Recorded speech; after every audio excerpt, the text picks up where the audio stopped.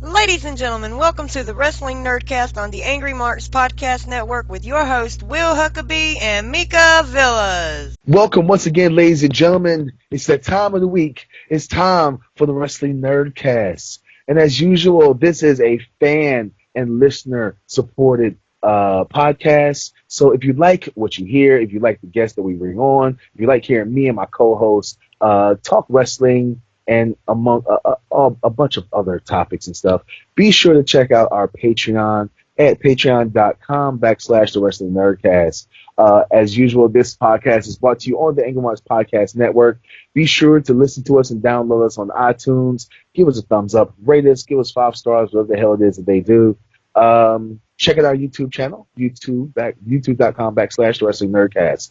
As usual, I am your host, the AIWF World Heavyweight Champion, the World Wrestling Grand Prix Champion, the National Syndicate Wrestling Georgia Unified Heavyweight Champion, the Disrespectful Intellectual, the Mid-Atlantic Bully, the national icon and reality TV star, the Southern Gentleman, the Morning Star, the Incredible Will Huckaby. And as usual, I am joined by my co-host. She is the voice of the speech impediment. She is the lover of waffles, the receiver of all things unsolicited. She is the Adonis of affection. She is one half of the world's cutest commentary team. She is the voice of Atlanta Wrestling Entertainment and Mucha Lucha Atlanta. She's Chicago Win. It's hashtag what that mouth do, a.k.a. Buy Me a Taco, the one, the only, Mika Villas. Mika, what's going on, girl? I swear, every week I just am so amazed by your introductions. They just get worse and worse. No, I'm good. I'm happy. We're doing this on a Friday, so it's a little bit different, you know. It's the end of the week. We're getting ready to kick up for a high-powered weekend, so I'm excited. It's all good in the hood, yo. Where did that come from? What? I just ate chicken wings, like legit. I just ate chicken wings, so you know I'm feeling myself. Well, for all of our listeners and stuff, if you've never been to a WrestleCade in Winston-Salem, North Carolina, which is usually Thanksgiving weekend, it usually starts Black Friday.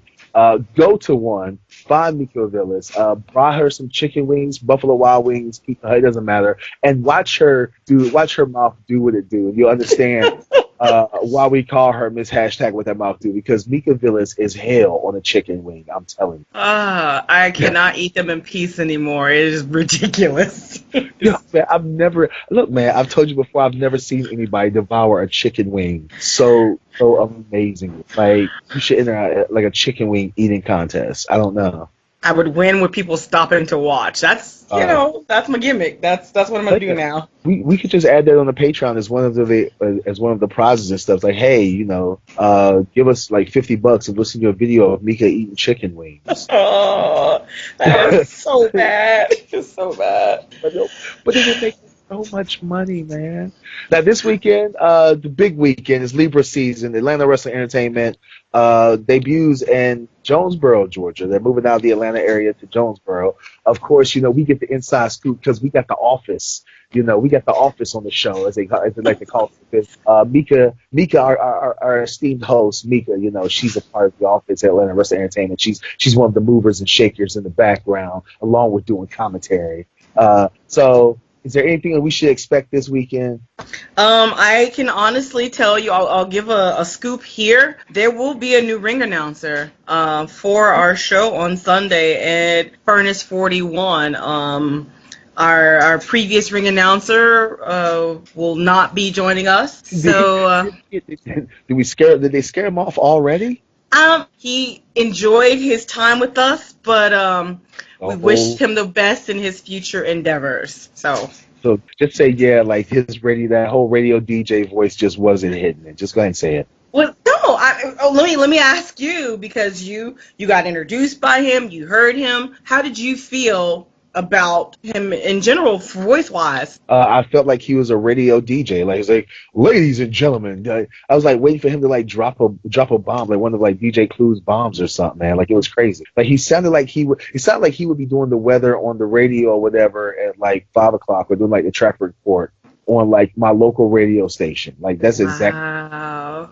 There's nothing wrong with a professional voice in the ring. As the kids like to call it, he had zero swag. No. Well, hopefully this person who will be doing ring announcing will have, what'd you say, swag or personality or what have you. Hopefully the person will have a little swag, and hopefully the fanatics will not be too harsh on them. So we'll see. I don't know what show you're talking about. This is a very chill week for me, man. Like, I think I did the show last night, USA Championship Wrestling in Bluefield, West Virginia. Did that, wrestled this dude, a longtime veteran, somebody who's been wrestling for over 20 years, Flex Trolley. Had a pretty good match. Not bad, not horrible. Did you win? Yeah, and he was very rusty, man. He got blown up pretty quick. He hasn't been in the ring in 5 years, so he got blown up pretty quick. But we still had a good match, and so that's kind of it until Sunday, because this weekend I'm making preps to move to Atlanta, girl. I'm making moves to move out of Atlanta, or at least to secure my property appropriately, since you are heading this way. You are worse than any hurricane, I can honestly, truly say. Well, that hurts. That really hurts. The fact that we're gonna be neighbors. I know. I don't want that to happen. I don't need you trying to borrow. Was it Friday? Can I borrow your VCR, Craig? I don't want you at my door like that, okay? I need that not to happen. How do I make that not happen? Mika, you're using a lot of urban references. This is the chicken wings. It's the chicken wings. The chicken wings bring out the African American in you? The chicken wings, and I'm actually drinking real water, not the Himalayan Tibetan monks. So water blessed by Tibetan monks. No, it's just regular water. So I'm really, really urban without any pause. I don't know.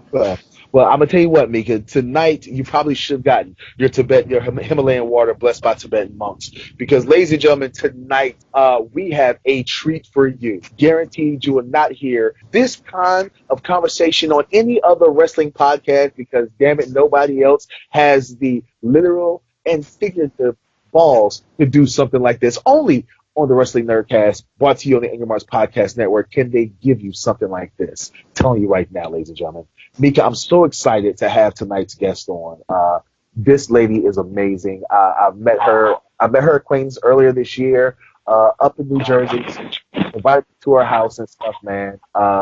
Really cool, really warm, really inviting and stuff. I'm not gonna hold it to her because she's a Yankee. The fact that she's a Yankee, I'm not gonna hold that against her. Ladies and gentlemen, she is a former wrestler. She's been in the wrestling business for several years. She's a mover and shaker in Capital Wrestling, based out of New Jersey / area. She's also an adult entertainer. I guess you could say that she's a worker, a sex industry worker. And she's also a podcaster. So, she's the host of Confessions of a Sex Doll. You can download that. You can do like I do and listen to it on Podbean on your cell phone, which is what I do every time a show drops. We're going to have a really good talk about wrestling and sex, which is, two of my favorite subjects in the world, period. So, ladies and gentlemen, the one, the only, Shay Hunter. Hey, Shay. Hey, guys. How's everything going today? Everything is going great, man. Sex and wrestling. What's up, Mika? What is up? I'm excited about this because there's a whole lot of sex in wrestling, and you bring a whole different aspect to it. I don't know a whole lot about sex, but we can talk wrestling. We'll let Huckaby handle the sex part. We're good there. So I wanted to give you guys a little bit of background on myself. I've been in the wrestling industry at the end of this month 19 years, and I was broken into the business by the late, great Fat Frank Idavia of Jersey All Pro Wrestling in Bayonne, New Jersey. And then I did my wrestling training with Jason Knight of ECW and Rock and Rebel, also of ECW. And I've owned my own wrestling company on more than one occasion. Most recently, I was promoting World Professional Wrestling out of Reading and Hamburg, Pennsylvania, and took a little bit of a break, and then started up with Capital Wrestling in Hoboken and Jersey City, New Jersey. So currently I work as a consultant for Capital Wrestling, for Synergy Wrestling, and for Pro Wrestling Magic. Well, you're just all over the place right now, Shannon. Jesus Christ. I'm everywhere, man. Well, like I said in your introduction, I met you at Capital Wrestling. You're very inviting. Show that took us around the town and stuff, around the neighborhood. Got some amazing coffee and stuff. I'm gonna go ahead and let everybody know. First of all, don't let looks be deceiving. Because we went to go, I don't know what you call them, local bodegas, whatever you want to call it, corner Yep. store to get coffee and stuff. And Mika, like Shay immediately broke out in like the most flawless Spanish ever. Did you just learn that growing up in New York, or did you actually like learn that in school? So let me tell you, I'm originally from upstate. I'm from Buffalo, New York originally, and I came to New York City in 1999 to get my master's at Columbia University, which I then did. And I lived in Harlem originally, and then, excuse me, I moved to Washington Heights, which is an all-Dominican neighborhood, which is where you met me that day. And so you learn functional Spanish living embedded in a neighborhood like the Heights in a way that you would never learn it in school. So the Heights taught me Spanish. The Heights raised me as a human being. You know, my style, my personality, everything is because of where I grew up from the time I was about 22 years old. And I'm 41 now, so it's been 20 years here in the neighborhood. You are not. First of all, there's no way you're 41. I'm absolutely 41, 1977 birth date and all. Absolutely. Well, I mean, you're still younger than Mika because Mika's like 52, but 852, please get it right. Anyway, 852. So let's talk wrestling first. So you were a wrestler and stuff. How was the business, in your opinion? How was the business different being a female wrestler then as it is compared to now? Okay, so I have to say that back in the day, gosh, I sound so old, but back in my day, so I came up with people like Homicide and Low-Key and Dan Moff and Amon Samak and people like that. I'm a product of the LIWF Doghouse, God rest Bobby Lombardi. I worked for WXW, I worked for Off of the Wild Samoan, people like that. Women in general in wrestling, not just female wrestlers. It was a completely different vibe back in the day because there weren't as many, number one. And number two, you were either sort of pushed into the corner of being a valet or you wrestled, but like it was more of an attraction and maybe there would be one women's match on the show if there was, or it would be two valets catfighting or whatever have you. And then there might be some women behind the scenes, but they were running the door or they were photographers or other jobs that were smaller. So what I started out as a photographer, and then I just kept growing and growing in the business as I got more opportunities. And for me, I was playing the long game because I knew, especially at that time, it took so much longer to get anywhere, especially if you were a woman, that you really had to kick a lot of doors down. So I just continued to work hard. I continued to pay dues. I continued to travel. I traveled a lot.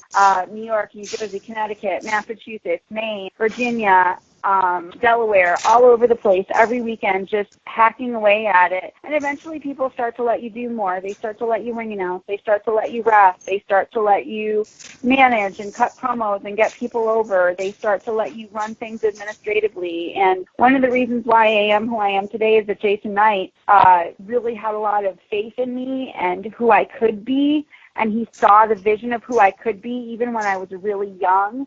And he was running a company called ACW, Assault Championship Wrestling, out of Connecticut. And I was very, very young when he put me in charge of that locker room. And I will be forever grateful because he created the person that I am today and made me able to do what I do today. And then Rock and Rebel actually trained me how to work and bump and manage and all those things. And I had a really unconventional training situation because Rebel's feeling was, because I was in my mid-late 20s at that point, Chuck felt, let me just throw you out there and I will watch you and call audibles. So Chuck had a training facility that also ran shows. It was called Blackball. And so he would throw me out in front of a live audience and I would be managing people and taking bumps and stuff like that. And he would just be sitting there in front of the live audience and he would call audibles if I did something that he didn't like or didn't think was right or whatever. And then I started taking bumps really in front of a live audience. The first person ever to bump me was Nate Hatred, God rest his soul.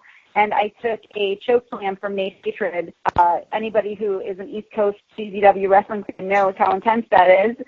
in front of a live audience, and that was the first bump I ever took. So my training has been unconventional in that sense. Wow, like that's crazy. Your first bump in live audience and audibles being called. So that's definitely a different coming up, so to speak, in the business. And your, pardon the phrase, your evolution has come such a long way. As you were coming up, there's, of course, like you said, a lot of more men. And were there any women that you came up with as you were coming along? Or any women that kind of maybe at the tail end? I came up with Velvet Sky. So Velvet Sky, I actually travel with her quite a bit.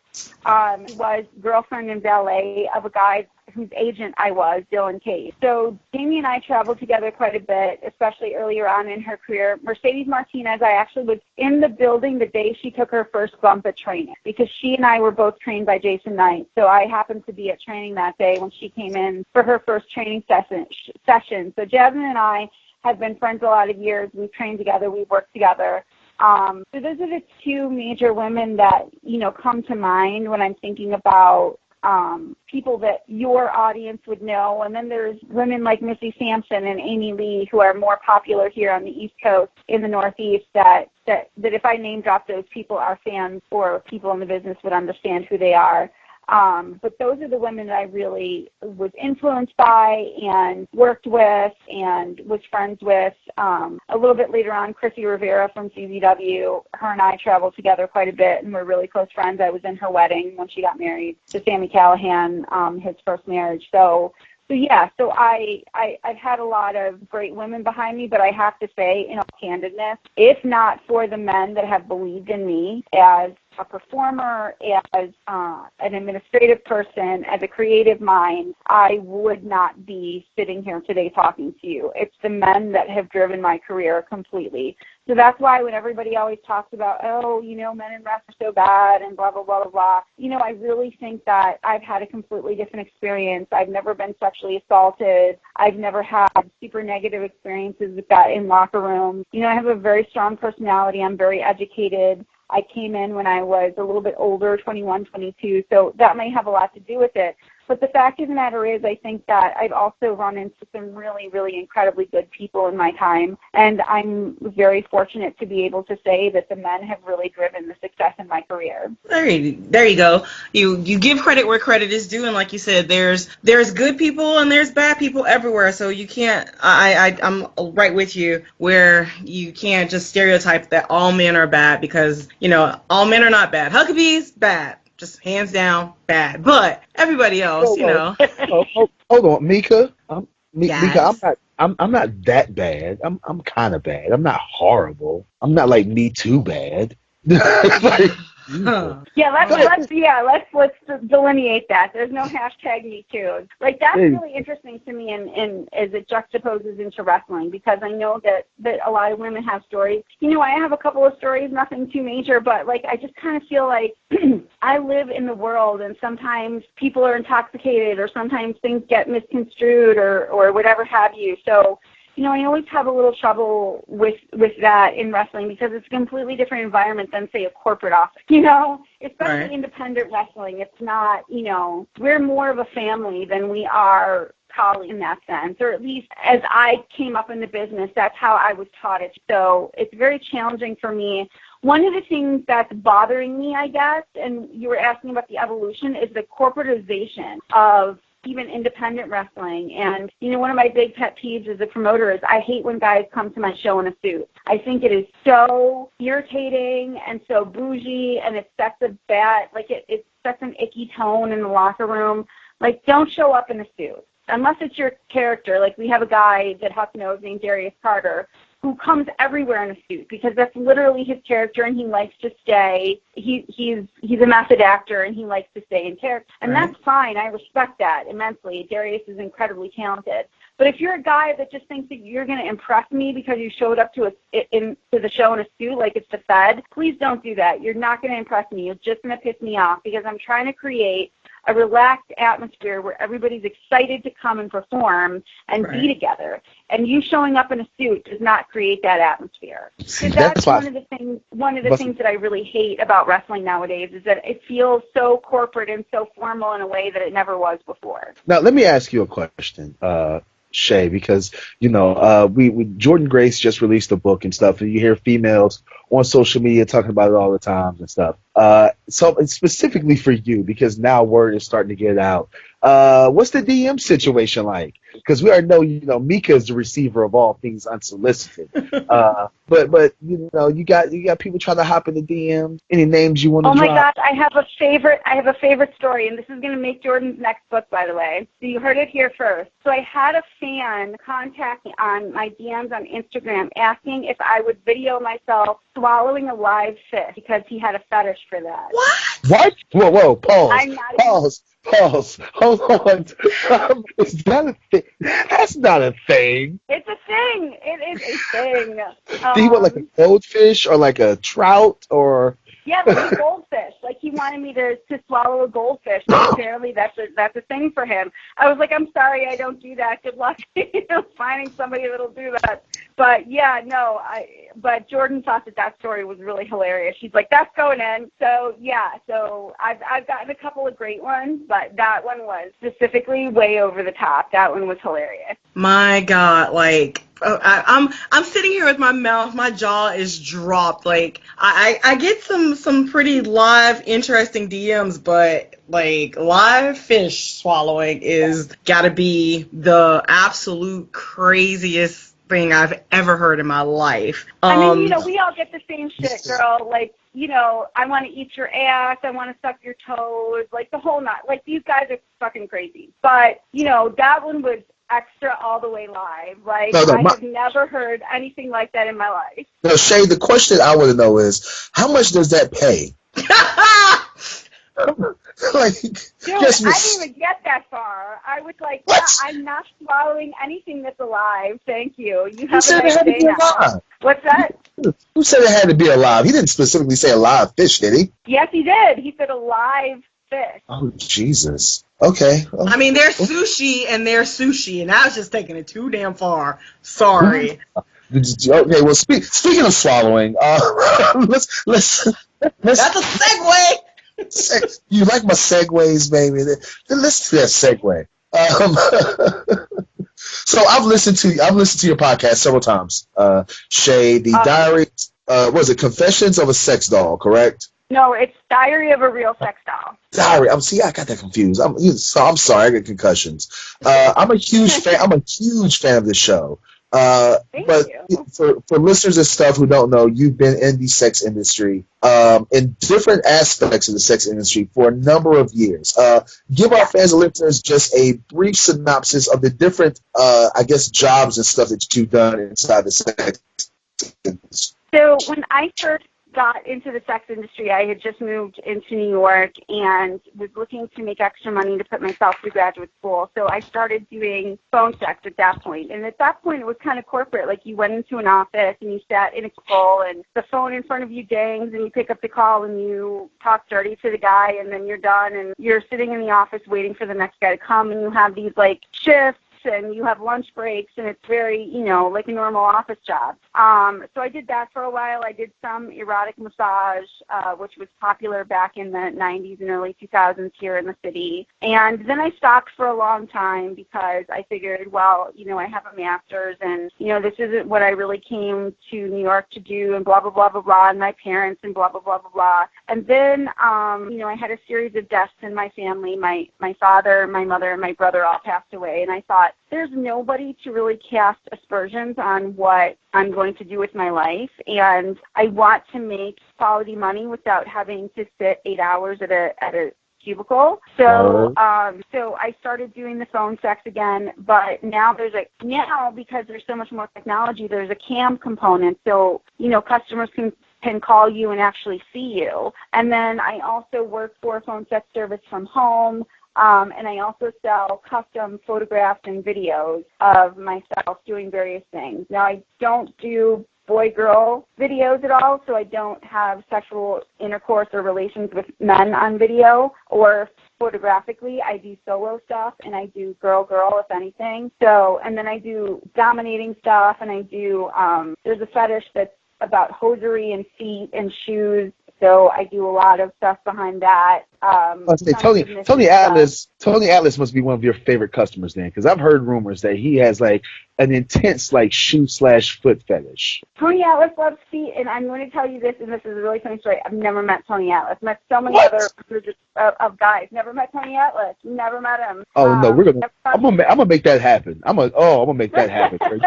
You gonna make all the money. Oh, you gonna get all them WWE checks.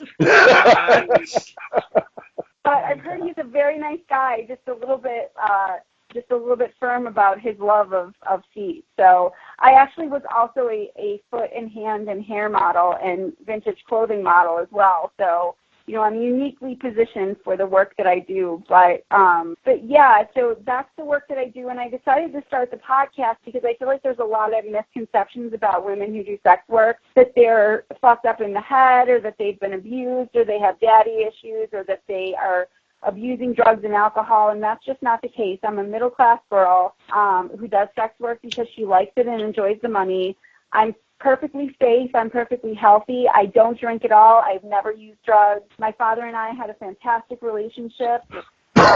You know, I was never abused by a significant other or by anybody else in my family. I have never had a sexual assault. So I feel like it's important to sit here and say, you know, there are women who do this because we really enjoy it and we think it's cool and fun. And, you know, when I was a little girl, one of my dreams was, you know, I used to love to watch MTV. This is dating me, but I used to love to watch MTV and all the music videos and all these girls like, you know, Jessica Hahn laid out, you know, on the car in the Whitesnake video. Like, I wanted to be that girl. And I feel like because I do this work, I get to be that girl. And for me, it's a dream come true. So I do love it. I enjoy it. I enjoy most, if not all, aspects of it. Now, the two worlds that you walk between, how is that interaction? Now, with you being, and please correct me if I'm wrong, you're booking and you're involved in these three companies, so you are, for anybody who doesn't understand, a management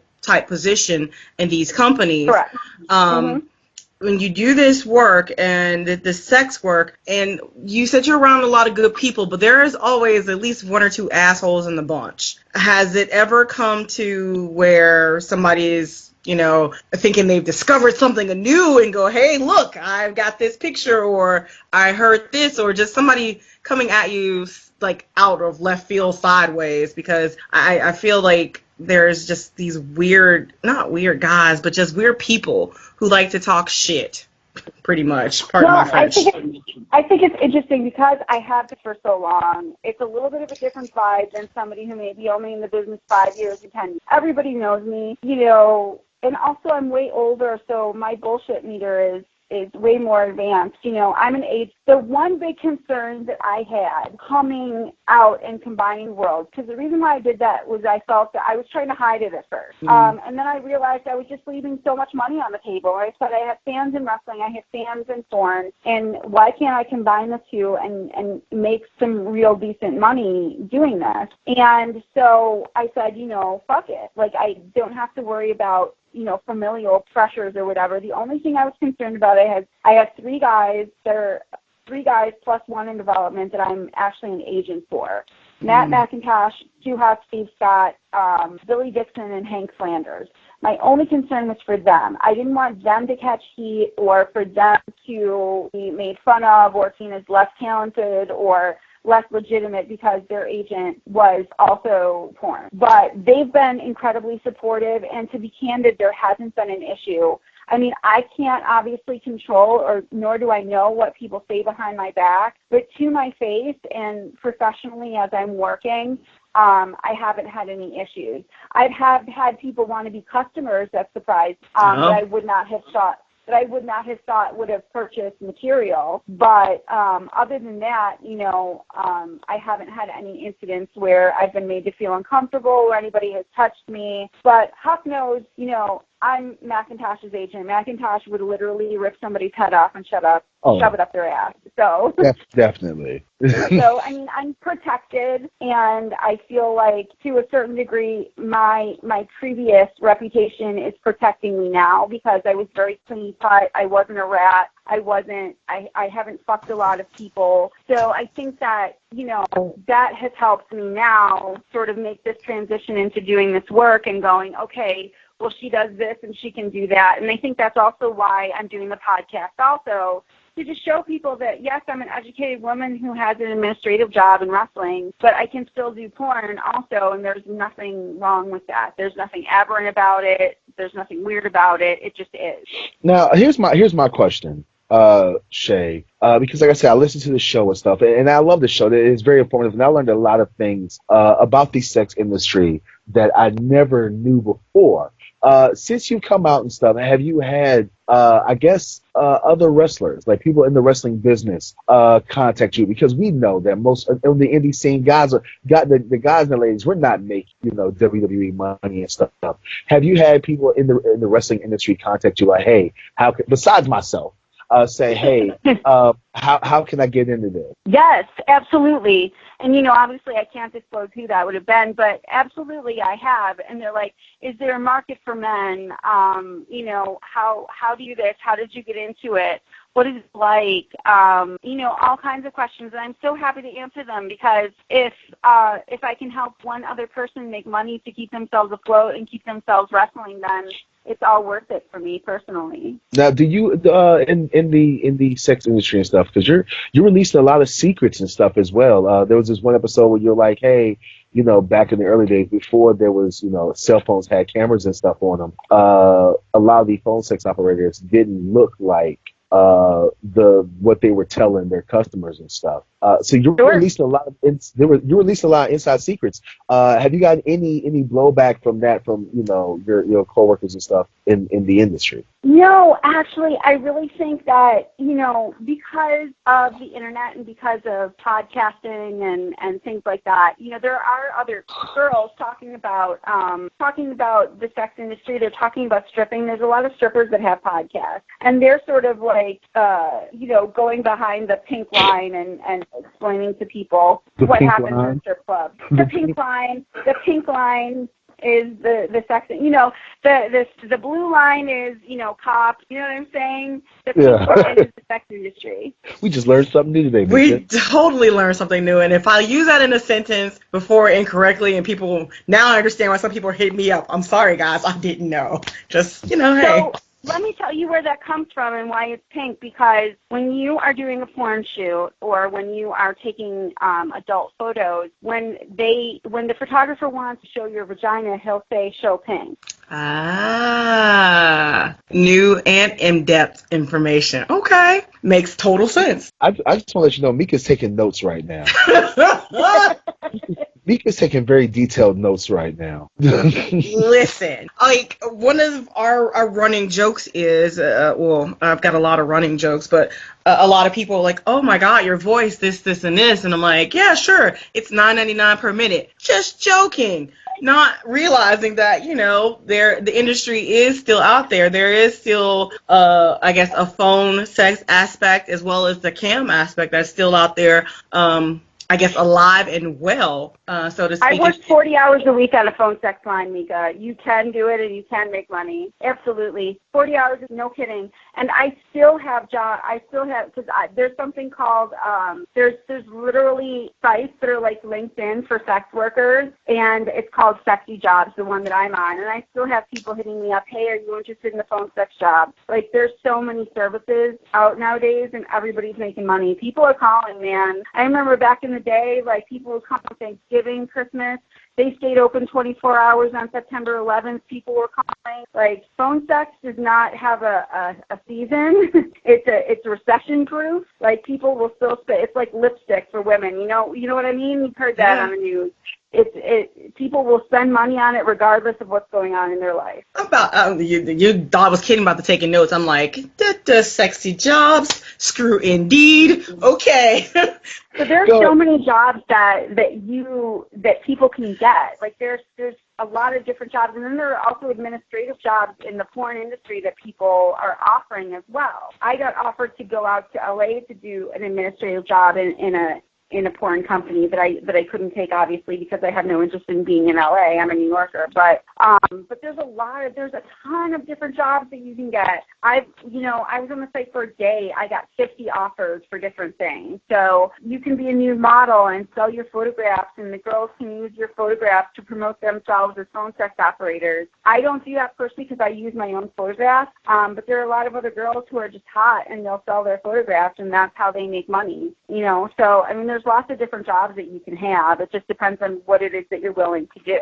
Now, go ahead, Mika. I'm sorry. Go ahead. No, you. Okay, I was going to say, so is there a direct correlation? What's the similarity, I guess, between the wrestling business and the sex industry business, besides the age-old adage that sex sells? What are the other similarities? I think that they're both physical businesses and they're both visual businesses in a lot of ways. Like, I think that, in wrestling, your physicality and the way you look is important, even if you're administrative. I think and Mika, I'm sure you understand this too, because I'm sure you're really super hot also. Like, a girl with a voice like yours can't not be hot. No, she's not. You know what, Huck? Stop. It's okay. It's because I won't give him the time of day or year or universe. But at the end of the day, I've always talked to people about pretty privilege and also being white and blonde-haired and blue-eyed and conventionally pretty. There really is a benefit to that in wrestling. There are doors that I can walk through that maybe a person of color couldn't walk through, or maybe a heavier set girl that's white couldn't walk through, or a guy couldn't even have access to. So, I mean, I think that one of the things that's interesting too is how I got into the business is I showed up at Jersey All Pro that day after having talked to Seth Frank on the phone, and he saw me and he's like, "Oh, but you're so hot, dude. Just come on in and we'll figure out what to do with you." So it's like, when you have that kind of privilege, it's way easier to sort of maneuver, and nobody wants to admit that. Everybody gets so angry when we talk about, oh, the girl's good looking and she got it. But it's true. It's true. A prettier girl who especially is Caucasian, because you have to remember a lot of the people, especially here on the East Coast, and especially the guys that are running the larger organizations, are white. So, there are privileges inherent, and it's the same with porn. Like, there's a privilege to being a girl that's more universally interesting to people.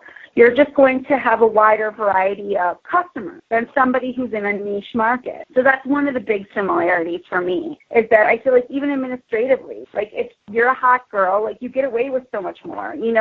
I can yell at somebody and they're like, "Ooh, the hot girl just yelled at me." Whereas if you're this big ugly bitch, they're going to be like, meh, meh, meh, meh. It's a completely different scenario. It's a completely different feel. So I think that, people don't like to acknowledge this stuff. It's messy, but it's human nature, and I don't have any problem acknowledging my privilege in certain situations, and I try to use it to help people. And I think that's the most important thing. You integrate the locker room, gay and straight, and you integrate them with quality women, and you integrate them with people of color. If I have the ability to climb up the ladder and reach back and bring people up with me, that's the best in the world, and that's why I'm still doing this after 19 years. Now, I'll get back to wrestling for a whole second, Shay, because what you just said was something I wanted to talk about earlier, and we just never got around to it. Something I noticed at Capital Wrestling is that there's such an eclectic mix of ladies and gentlemen there, of all races, of all sexual identities and stuff. Do you think that Capital Wrestling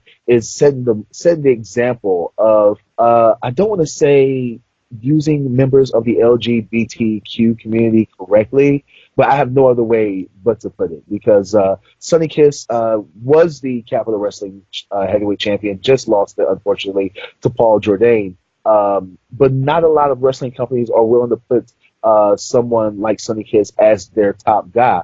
Do you feel like like I said, do you feel like you guys at Capital Wrestling are setting the example? I mean, I think that companies like Capital and companies like Magic and certainly companies like Synergy, who's owned by a gay promoter, Colin West, are all trying to set a better example for what the industry can be. I think some fans on the internet are displeased because they feel like we're not doing it the way they want or doing it fast enough. But I think that we are all trying to integrate these locker rooms as best we can and in the most healthy way we can. Because you have to understand, when you have a locker room like Capital, you have Southern guys, you have guys from the Northeast, you have gay people, you have straight people, you have black people, you have Hispanic people, you have Jewish people. Like, all of these people coexisting in a locker room. There are going to be biases. There are going to be issues. You have to do these things intelligently and gently and make sure that you foster a good environment for everybody. So you can't slam, 17 gay people into a straight locker room and expect that to go well without any sort of finesse going on. I haven't noticed any issue.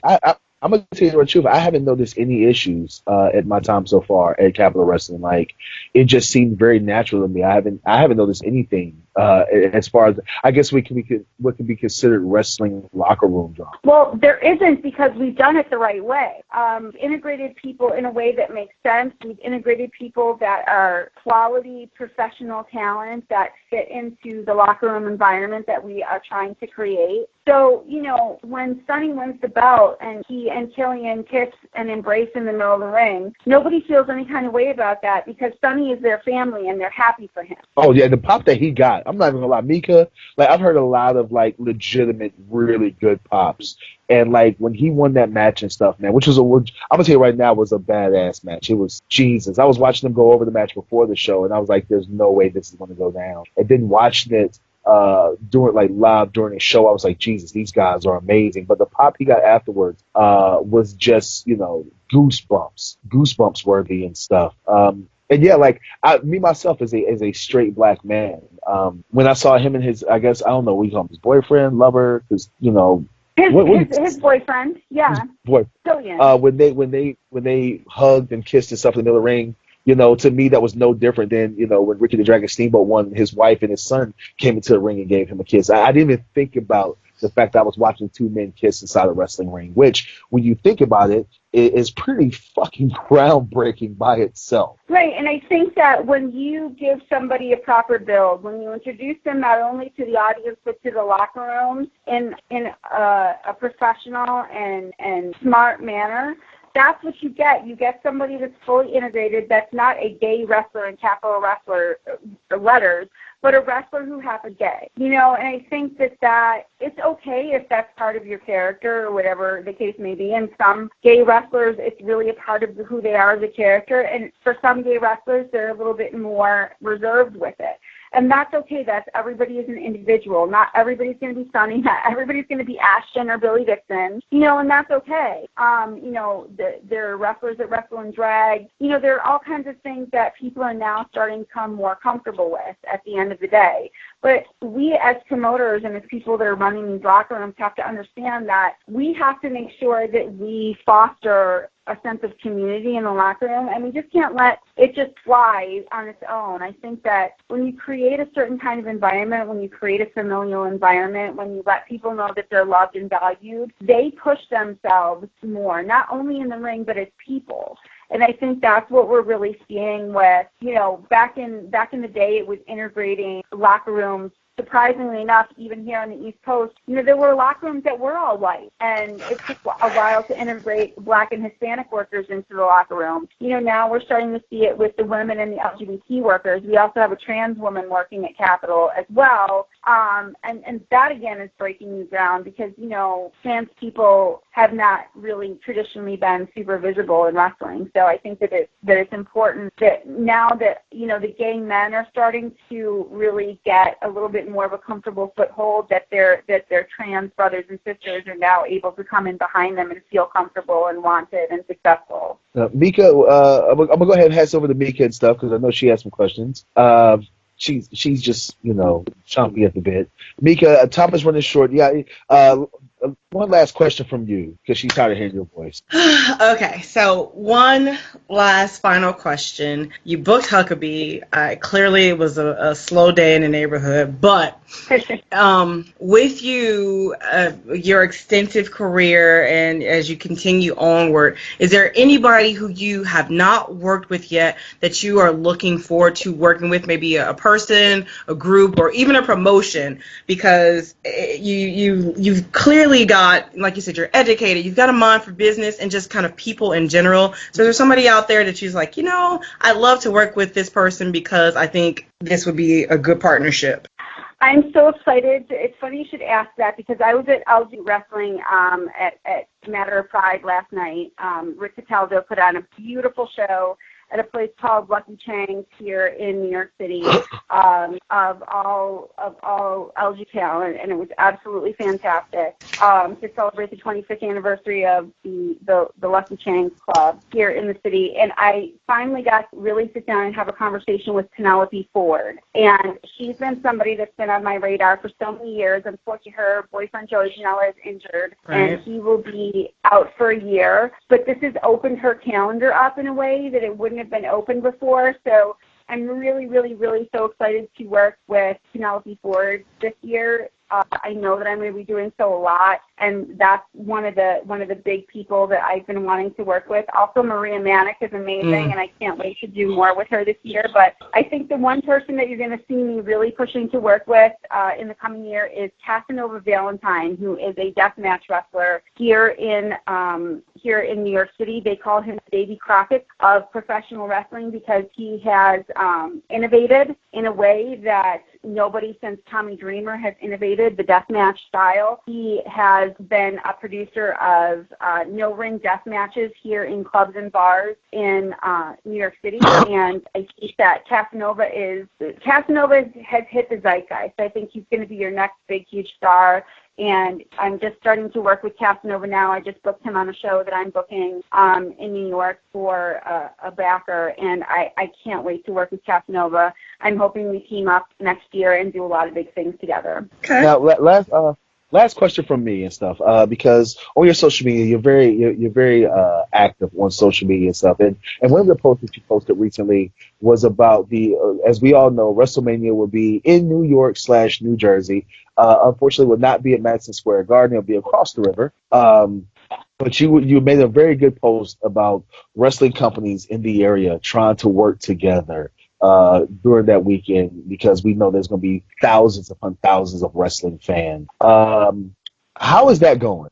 Let me just put it, how is that going? And what is the plans for not only Capital Wrestling, but the other companies that you work for? What are they planning to do? And are they reaching out to other companies in the New York and New Jersey area about putting together a schedule of events? So what's happening right now is that there is a huge event that Game Changer Wrestling is producing at White Eagle Hall, which is where you were with us with Capital last show, which is going to be called The Collective. And what they've done is they've taken about 10 or 12 wrestling companies from all over the country that are going to be producing shows in the same venue in different time blocks over the course of the weekend from Thursday to Saturday, which I thought was a brilliant idea. It just gives fans the opportunity to say, oh, there's all these things I want to see, and they're in one place. So that was a brilliant idea.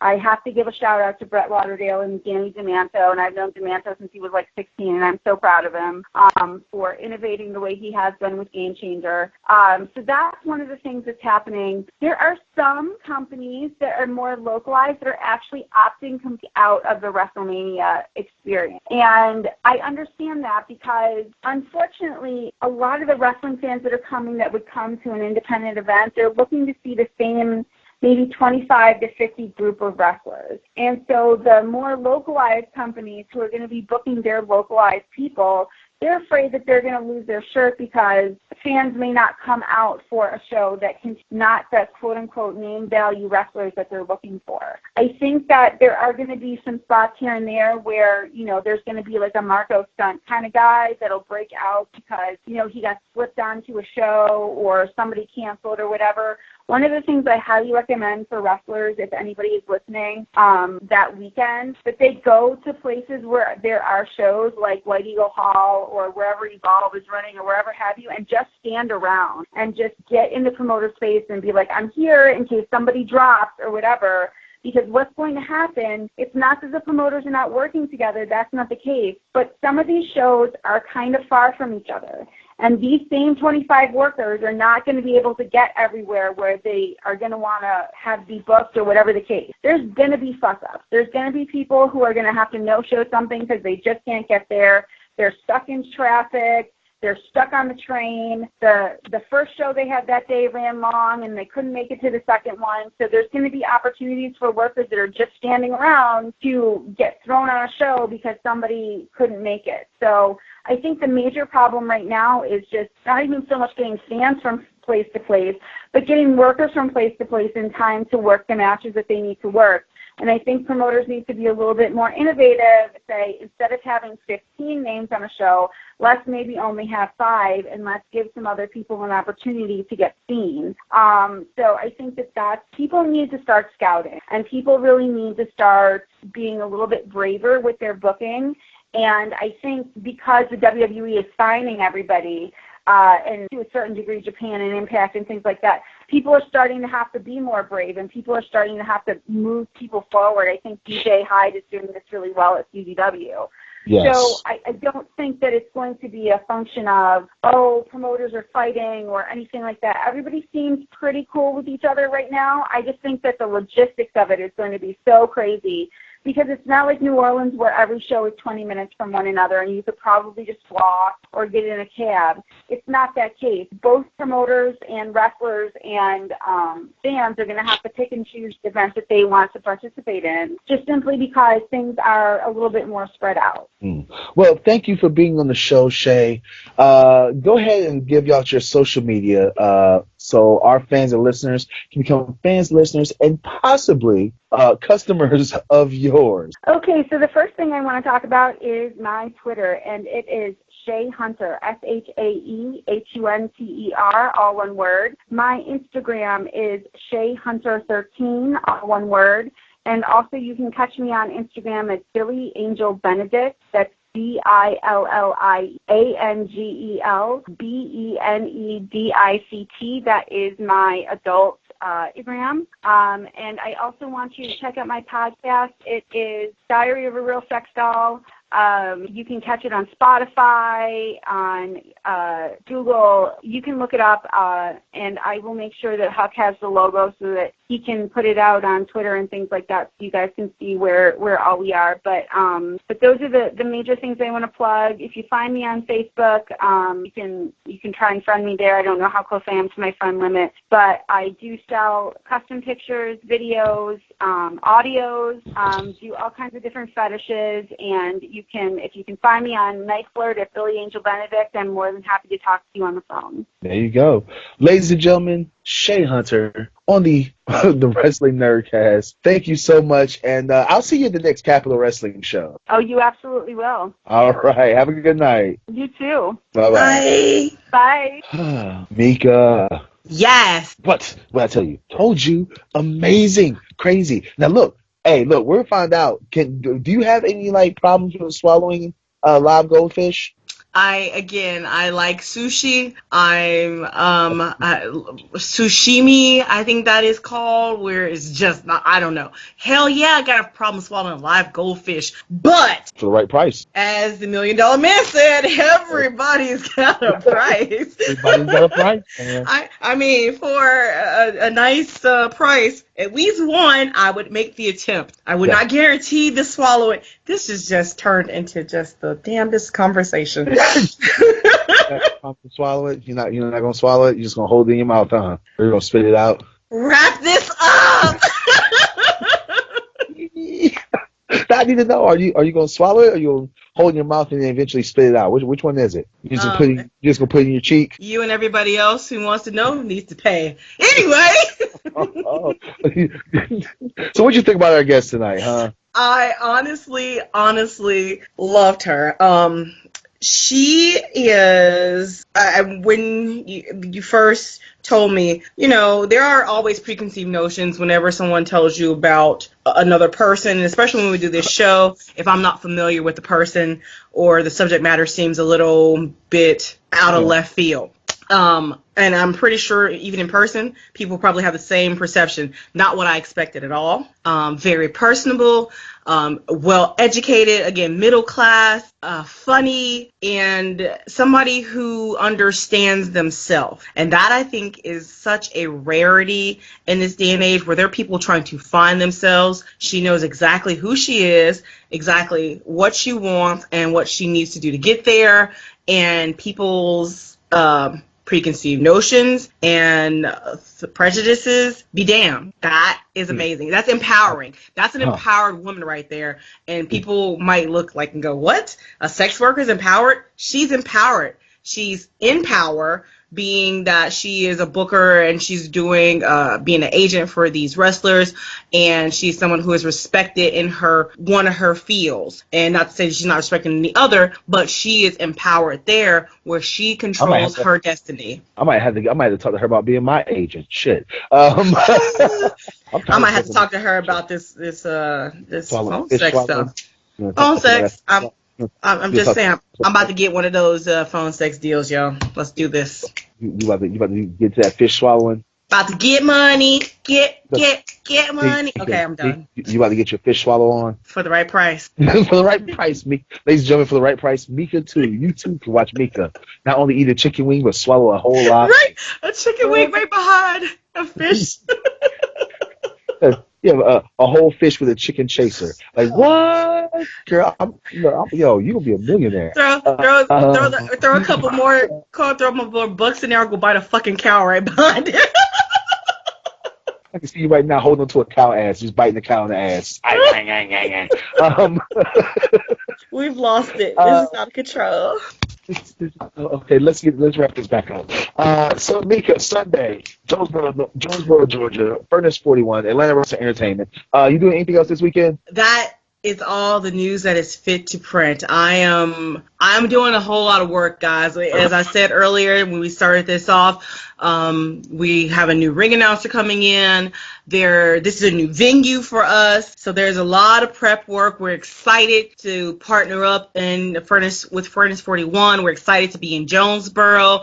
We're moving just outside of the city. Plenty of parking, food, drinks. It's still going to be the Atlanta Wrestling Entertainment experience, but a little bit different. We've got Cheers. So I have to go and work on maneuvering about Cheers as well. So lots of stuff happening leading up to Sunday. I really hope everybody is there Sunday, 6 o'clock, Jonesboro, Georgia, Furnace 41. You can Google it. Check out our social media. We've got it everywhere.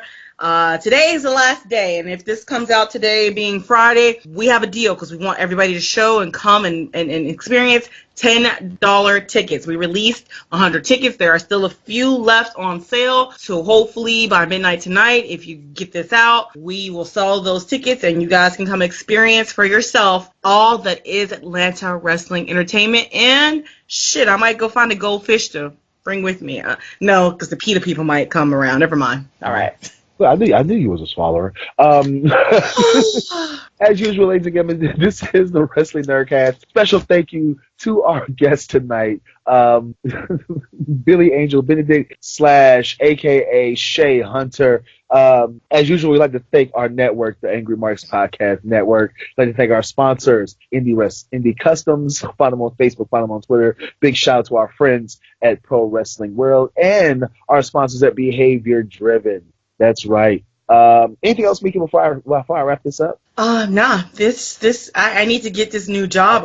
I need to go to Sexy Job. So let's go. I told you if there was any night that you need to have your Himalayan water blessed by Tibetan monks, it was this show. I told you. I needed to be sober for this so I could take good notes, and I did. I knew you did. Anyway, ladies and gentlemen, on behalf of my co-host, the lover of waffles, the voice of the speech impediment, the receiver of all things solicited, the Aphrodite of affection, Miss Hashtag What That Mouth Do, a.k.a. Chicago Win, Miss Bob Mia Taco, one half of the world's cutest commentary team, Mika Villas. On behalf of our producer, the man, the myth, the legend, CW, I am your AIWF World Heavyweight Champion, your World Wrestling Grand Prix Champion, your National Syndicate Wrestling Georgia Unified Champion, the Disrespectful Intellectual, the Southern German, the Mid-Atlantic Bully, the National Icon and Reality TV Star, the Morning Star, the Incredible Hulk, Will Huckaby. Be sure to tune in next week where we have Mika. I'm telling you right now, you're gonna love next week's guest. Incredibly funny, incredibly amazing, great storyteller. The last ever AWA World Heavyweight Champion, the legit Burn God Me AWA, the last ever AWA World Heavyweight Champion, the one, the only OVW star, Smoky Mountain Wrestling star. Brian Logan will be a guest on the show. I'm telling you right now, you're going to love it. He's an amazing storyteller. He's a great friend of mine. He'll be on next week. But on behalf of all of us and our network, we thank you for tuning in, and we'll see you next week. And support indie wrestling. Bye.